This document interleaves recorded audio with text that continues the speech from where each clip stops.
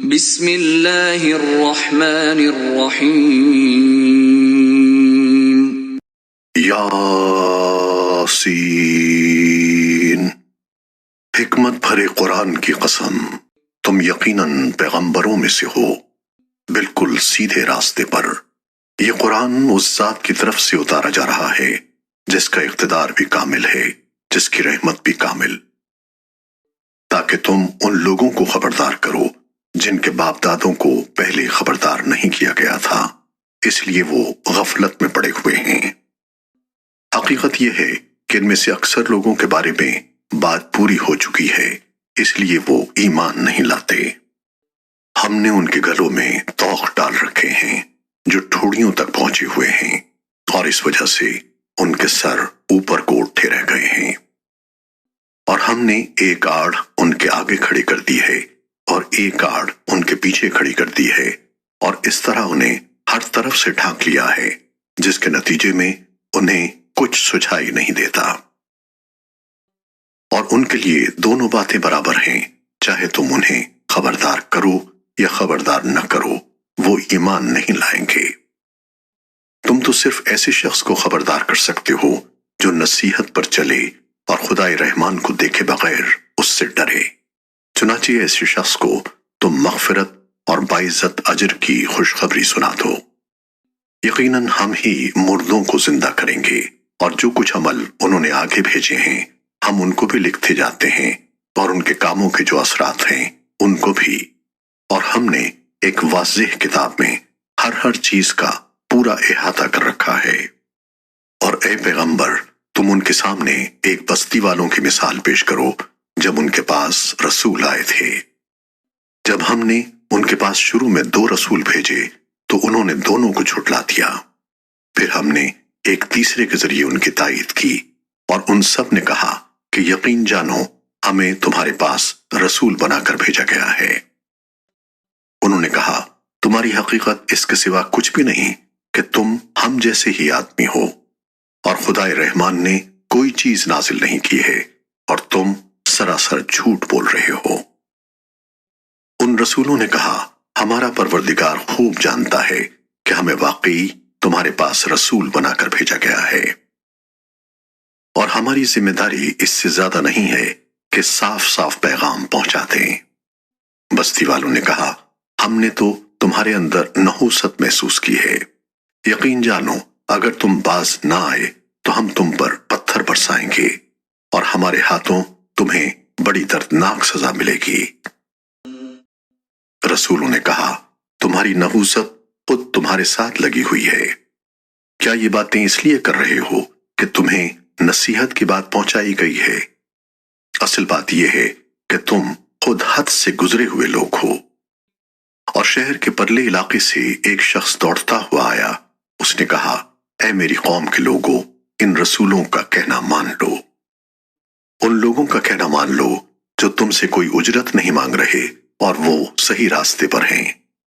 اور بھلا میں اس ذات کی عبادت کیوں نہ کروں جس نے مجھے پیدا کیا ہے، اور اسی کی طرف تم سب کو واپس بھیجا جائے گا۔ بھلا کیا اسے چھوڑ کر میں ایسوں کو معبود مانوں کہ اگر خدائے رحمان مجھے کوئی نقصان پہنچانے کا ارادہ کر لے تو ان کی سفارش میرے کسی کام نہ آئے، اور نہ وہ مجھے چھڑا سکیں۔ اگر میں ایسا کروں گا تو یقیناً میں کھلی گمراہی میں مبتلا ہو جاؤں گا۔ میں تو تمہارے پروردگار پر ایمان لا چکا، اب تم بھی میری بات سن لو۔ آخر کار بستی والوں نے اس کو قتل کر دیا، اور اللہ تعالیٰ کی طرف سے اس سے کہا گیا کہ جنت میں داخل ہو جاؤ۔ اس نے جنت کی نعمتیں دیکھ کر کہا کہ کاش میری قوم کو معلوم ہو جائے کہ اللہ نے کس طرح میری بخشش کی ہے اور مجھے باعزت لوگوں میں شامل کیا ہے۔ اور اس شخص کے بعد ہم نے اس کی قوم پر آسمان سے کوئی لشکر نہیں اتارا، اور نہ ہمیں اتارنے کی ضرورت تھی، وہ تو بس ایک ہی چنگھاڑ تھی جس سے وہ ایک دم بجھ کر رہ گئے۔ افسوس ہے ایسے بندوں کے حال پر، ان کے پاس کوئی رسول ایسا نہیں آیا جس کا وہ مذاق نہ اڑاتے رہے ہوں۔ کیا انہوں نے نہیں دیکھا کہ ان سے پہلے ہم کتنی قوموں کو اس طرح ہلاک کر چکے ہیں کہ وہ ان کے پاس لوٹ کر نہیں آتے؟ اور یہ جتنے لوگ ہیں ان سبھی کو اکٹھا کر کے ہمارے سامنے حاضر کیا جائے گا، اور ان کے لیے ایک نشانی وہ زمین ہے جو مردہ پڑی ہوئی تھی۔ ہم نے اسے زندگی عطا کی اور اس سے غلہ نکالا جس کی خوراک یہ کھاتے ہیں، اور ہم نے اس زمین میں کھجوروں اور انگوروں کے باغ پیدا کیے اور ایسا انتظام کیا کہ اس میں سے پانی کے چشمے پھوٹ نکلے تاکہ یہ اس کی پیداوار میں سے کھائیں، حالانکہ اس کو ان کے ہاتھوں نے نہیں بنایا تھا۔ کیا پھر بھی یہ شکر ادا نہیں کریں گے؟ پاک ہے وہ ذات جس نے ہر چیز کے جوڑے جوڑے پیدا کیے ہیں، اس پیداوار کے بھی جو زمین اگاتی ہے، اور خود ان انسانوں کے بھی اور ان چیزوں کے بھی جنہیں یہ لوگ ابھی جانتے تک نہیں ہیں۔ اور ان کے لیے ایک اور نشانی رات ہے، ہم اس پر سے دن کا چھلکا اتار لیتے ہیں تو وہ یکایک اندھیرے میں رہ جاتے ہیں، اور سورج اپنے ٹھکانے کی طرف چلا جا رہا ہے۔ یہ سب اس ذات کا مقرر کیا ہوا نظام ہے جس کا اقتدار بھی کامل ہے، جس کا علم بھی کامل، اور چاند ہے کہ ہم نے اس کی منزلیں ناپ تول کر مقرر کر دی ہیں، یہاں تک کہ وہ جب ان منزلوں کے دورے سے لوٹ کر آتا ہے تو کھجور کی پرانی ٹہنی کی طرح پتلا ہو کر رہ جاتا ہے۔ نہ تو سورج کی یہ مجال ہے کہ وہ چاند کو جا پکڑے، اور نہ رات دن سے آگے نکل سکتی ہے، اور یہ سب اپنے اپنے مدار میں تیر رہے ہیں۔ اور ان کے لیے ایک اور نشانی یہ ہے کہ ہم نے ان کی اولاد کو بھری ہوئی کشتی میں سوار کیا، اور ہم نے ان کے لیے اسی جیسی اور چیزیں بھی پیدا کی جن پر یہ سواری کرتے ہیں، اور اگر ہم چاہیں تو انہیں غرق کر ڈالیں، جس کے بعد نہ تو کوئی ان کی فریاد کو پہنچے اور نہ ان کی جان بچائی جا سکے۔ لیکن یہ سب ہماری طرف سے ایک رحمت ہے اور ایک معین وقت تک زندگی کا مزہ اٹھانے کا موقع ہے جو انہیں دیا جا رہا ہے۔ اور جب ان سے کہا جاتا ہے کہ بچو اس عذاب سے جو تمہارے سامنے ہے اور جو تمہارے مرنے کے بعد آئے گا تاکہ تم پر رحم کیا جائے، تو وہ ذرا کان نہیں دھرتے۔ اور ان کے پروردگار کی نشانیوں میں سے کوئی نشانی ایسی نہیں آتی جس سے وہ منہ نہ موڑ لیتے ہوں۔ اور جب ان سے کہا جاتا ہے کہ اللہ نے تمہیں جو رزق دیا ہے اس میں سے غریبوں پر بھی خرچ کرو، تو یہ کافر لوگ مسلمانوں سے کہتے ہیں کہ کیا ہم ان لوگوں کو کھانا کھلائیں جنہیں اگر اللہ چاہتا تو خود کھلا دیتا۔ مسلمانوں، تمہاری حقیقت اس کے سوا کچھ بھی نہیں کہ تم کھلی گمراہی میں پڑے ہوئے ہو۔ اور کہتے ہیں کہ یہ قیامت کا وعدہ کب پورا ہوگا؟ مسلمانوں بتاؤ اگر تم سچے ہو۔ دراصل یہ لوگ بس ایک چنگھاڑ کا انتظار کر رہے ہیں جو ان کی حجت بازی کے عین درمیان انہیں آ پکڑے گی۔ پھر نہ یہ کوئی وصیت کر سکیں گے اور نہ اپنے گھر والوں کے پاس لوٹ کر جا سکیں گے، اور سور پھونکا جائے گا تو یکایک یہ اپنی قبروں سے نکل کر اپنے پروردگار کی طرف تیزی سے روانہ ہو جائیں گے۔ کہیں گے کہ ہائے ہماری کم بختی، ہمیں کس نے ہمارے مرقد سے اٹھا کھڑا کیا ہے؟ جواب ملے گا کہ یہ وہی چیز ہے جس کا خدائے رحمان نے وعدہ کیا تھا اور پیغمبروں نے سچی بات کہی تھی، اور کچھ نہیں، بس ایک زور کی آواز ہوگی جس کے بعد یہ سب کے سب ہمارے سامنے حاضر کر دیے جائیں گے۔ چنانچہ اس دن کسی شخص پر کوئی ظلم نہیں ہوگا، اور تمہیں کسی اور چیز کا نہیں بلکہ انہی کاموں کا بدلہ ملے گا جو تم کیا کرتے تھے۔ جنت والے لوگ اس دن یقیناً اپنے مشغلے میں مگن ہوں گے۔ وہ اور ان کی بیویاں گھنے سایوں میں آرام دہ نشستوں پر ٹیک لگائے ہوئے ہوں گے۔ وہاں ان کے لیے میوے ہوں گے اور انہیں ہر وہ چیز ملے گی جو وہ منگوائیں گے۔ رحمت والے پروردگار کی طرف سے انہیں سلام کہا جائے گا، اور کافروں سے کہا جائے گا کہ اے مجرموں، آج تم مومنوں سے الگ ہو جاؤ۔ اے آدم کے بیٹو، کیا میں نے تمہیں یہ تاکید نہیں کر دی تھی کہ تم شیطان کی عبادت نہ کرنا؟ وہ تمہارا کھلا دشمن ہے، اور یہ کہ تم میری عبادت کرنا یہی سیدھا راستہ ہے۔ اور حقیقت یہ ہے کہ شیطان نے تم میں سے ایک بڑی خلقت کو گمراہ کر ڈالا، تو کیا تم سمجھتے نہیں تھے؟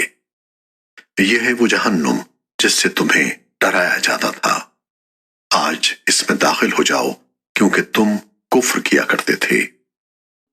آج کے دن ہم ان کے منہ پر مہر لگا دیں گے اور ان کے ہاتھ ہم سے بات کریں گے اور ان کے پاؤں گواہی دیں گے کہ وہ کیا کمائی کیا کرتے تھے۔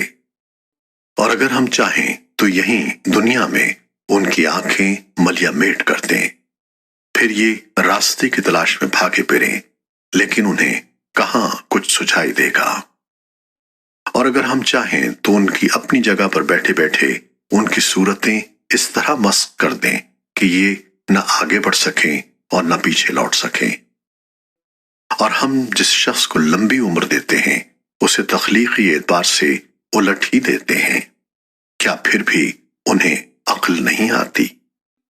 اور ہم نے اپنے ان پیغمبر کو نہ شاعری سکھائی ہے اور نہ وہ ان کے شایان شان ہے، یہ تو بس ایک نصیحت کی بات ہے، اور ایسا قرآن جو حقیقت کو کھول کھول کر بیان کرتا ہے تاکہ ہر اس شخص کو خبردار کرے جو زندہ ہو، اور تاکہ کفر کرنے والوں پر حجت پوری ہو جائے۔ اور کیا انہوں نے یہ نہیں دیکھا کہ ہم نے اپنے ہاتھوں کی بنائی ہوئی چیزوں میں سے ان کے لیے مویشی پیدا کیے اور یہ ان کے مالک بنے ہوئے ہیں، اور ہم نے ان مویشیوں کو ان کے قابو میں دے دیا، چنانچہ ان میں سے کچھ وہ ہیں جو ان کی سواری بنے ہوئے ہیں اور کچھ وہ ہیں جنہیں یہ کھاتے ہیں۔ نیز ان کو ان مویشیوں سے اور بھی فوائد حاصل ہوتے ہیں اور پینے کی چیزیں ملتی ہیں، کیا پھر بھی یہ شکر نہیں بجا لائیں گے؟ اور انہوں نے اللہ کو چھوڑ کر اس امید پر دوسرے خدا بنا رکھے ہیں کہ انہیں ان سے مدد ملے، حالانکہ ان میں یہ طاقت ہی نہیں ہے کہ ان کی مدد کر سکیں، بلکہ وہ ان کے لیے ایک ایسا مخالف لشکر بنیں گے جسے قیامت میں ان کے سامنے حاضر کر لیا جائے گا۔ غرض اے پیغمبر ان کی باتیں تمہیں رنجیدہ نہ کریں، یقین جانو ہمیں سب معلوم ہے کہ یہ کیا کچھ چھپاتے اور کیا کچھ ظاہر کرتے ہیں۔ اور کیا انسان نے یہ نہیں دیکھا کہ ہم نے اسے نطفے سے پیدا کیا تھا، پھر اچانک وہ کھلم کھلا جھگڑا کرنے والا بن گیا۔ ہمارے بارے میں تو وہ باتیں بناتا ہے اور خود اپنی پیدائش کو بھلا بیٹھا ہے، کہتا ہے کہ ان ہڈیوں کو کون زندگی دے گا جبکہ وہ گل چکی ہوں گی۔ کہہ دو کہ ان کو وہی زندگی دے گا جس نے انہیں پہلی بار پیدا کیا تھا، اور وہ پیدا کرنے کا ہر کام جانتا ہے۔ وہی ہے جس نے تمہارے لیے سرسبز درخت سے آگ پیدا کر دی ہے، پھر تم ذرا سی دیر میں اس سے سلگانے کا کام لے لیتے ہو۔ بھلا جس ذات نے آسمانوں اور زمین کو پیدا کیا ہے، کیا وہ اس بات پر قادر نہیں ہے کہ ان جیسوں کو دوبارہ پیدا کر سکے؟ کیوں نہیں، جبکہ وہ سب کچھ پیدا کرنے کی پوری مہارت رکھتا ہے۔ اس کا معاملہ تو یہ ہے کہ جب وہ کسی چیز کا ارادہ کر لے تو صرف اتنا کہتا ہے کہ ہو جا، بس وہ ہو جاتی ہے۔ غرض پاک ہے وہ ذات جس کے ہاتھ میں ہر چیز کی حکومت ہے، اور اسی کی طرف تم سب کو آخر کار لے جایا جائے گا۔